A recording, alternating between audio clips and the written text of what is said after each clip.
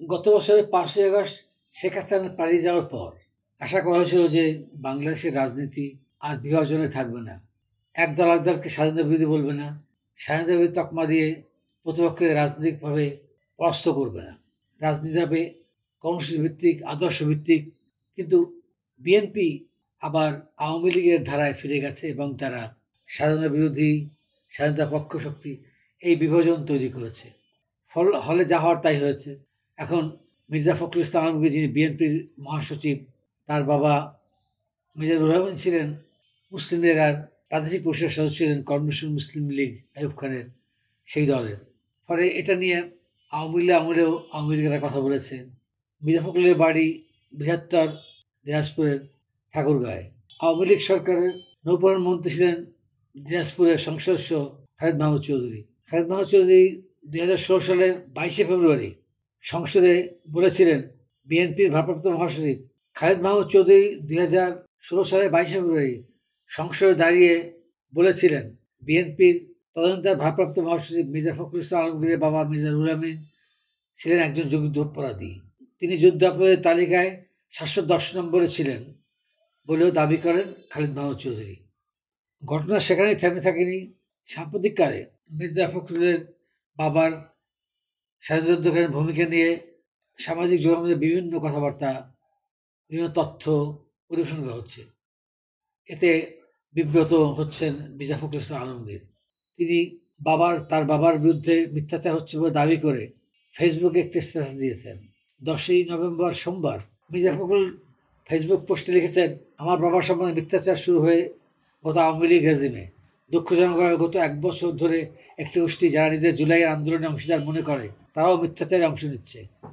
মির্জা ফখরুলের বাবা মুসলিম লীগ নেতা মির্জা রুহুল আমিন 71 শান্তিকোর সদস্য ছিলেন। এ কথা আওয়ামী লীগ নেতা বলে আসতেন। এখন নতুন করে এই ধরনের কথা ওঠার পরেই মির্জা ফখরুলের এই প্রতিক্রিয়া এলো।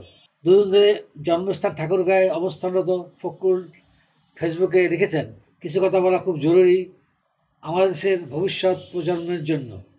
এসব কথা বলার কখনো প্রয়োজন মনে করিনি। জীবনের এই প্রান্তে দাঁড়িয়ে যখন দেখছি সমাজে কিছু মানুষ নিজেদের স্বার্থে মিথ্যা চাষ করছে, তখন বলা আরও জরুরি। এরপরেই মুক্তিযুদ্ধের সময়কার কথা তুলে ধরে মির্জা ফখরুল লিখেছেন, আমার বাবা মরহুম মির্জা রুহুল আমিন 1971 সালের 27শে মার্চ আমার নানা বাড়ি যান আমার 2 ছোট ভাই বোন এবং মাকে নিয়ে। তারপরে ফিরে চলে যান ভারতের ইসলামপুরে। রিফিউজি ক্যাম্পে ছিলেন যুদ্ধের পুরোটা সময়। 3 ডিসেম্বর ঠাকুরগাঁও স্বাধীন হয়। আমার বাবা ঠাকুরগাঁও ফিরে আসেন তখনই।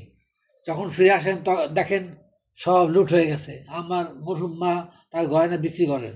আমি যোগ দিই অর্থনীতির শিক্ষকতায়। প্রথম বেতন তুলে দিই আম্মার হাতে। আল্লাহর রহমতে জীবন চলে যায়। 1971 এর পরে বাংলাদেশের কোটি কোটি মানুষ এভাবেই ধ্বংসস্তূপ থেকে তৈরি করেছে জীবন। পূর্ব পাকিস্তান প্রাদেশিক পরিষদ সদস্য, বাংলাদেশের সাবেক সংসদ সদস্য, ঠাকুরগাঁও পৌরসভার সাবেক মেয়র মির্জা রুহুল আমিনের বিরুদ্ধে কখনো কোনো মামলা ছিল না দাবি করে তার ছেলে মির্জা ফখরুল বলেন, ঠাকুরগাঁও জেলার যা কিছু আধুনিক এর শুরু আমার বাবার হাতে। এই জেলার প্রতিটি সৎ মানুষ জানে আমার বাবার কথা। আমার বাবা মারা যাওয়ার পরে তার স্মৃতি রক্ষার জন্য যে ফাউন্ডেশন হয়, তার নেতৃত্বে ছিলেন ঠাকুরগাঁওয়ের সব নামকরা রাজনীতিবিদ। 1997 তার মৃত্যুতে সরকারি শোক প্রকাশ করা হয়। শিক্ষকতা ছেড়ে রাজনীতি নামা মির্জা ফখরুল নিজের রাজনৈতিক সংগ্রাম তুলে ধরে বলেন, গত জুলাইয়ে আমাদের ছেলেমেয়েরা বাংলাদেশকে আশা দেখিয়েছে। আমি আশা করব নতুন প্রজন্মের বাংলাদেশে মিথ্যার চাষ আমাদের ছেলেমেয়েরা করবে না। এরা সত্যের ভয় থাকবে, প্রতিদ্বন্দ্বিতা করবে মেধা, বুদ্ধিমত্তা, সততা আর পলিসি দিয়ে। এরা সত্যের পথে থাকবে, প্রতিদ্বন্দ্বিতা করবে মেধা, বুদ্ধিমত্তা, সততা আর পলিসি দিয়ে।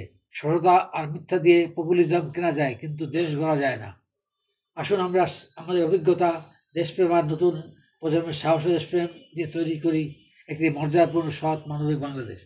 পাকিস্তানের পক্ষ অবলম্বন করাটাকে তারা যুদ্ধাপরাধ হিসেবে দেখানোর চেষ্টা করেছে, যদিও আইনগতভাবে কখনোই যুদ্ধাপরাধ ছিল না।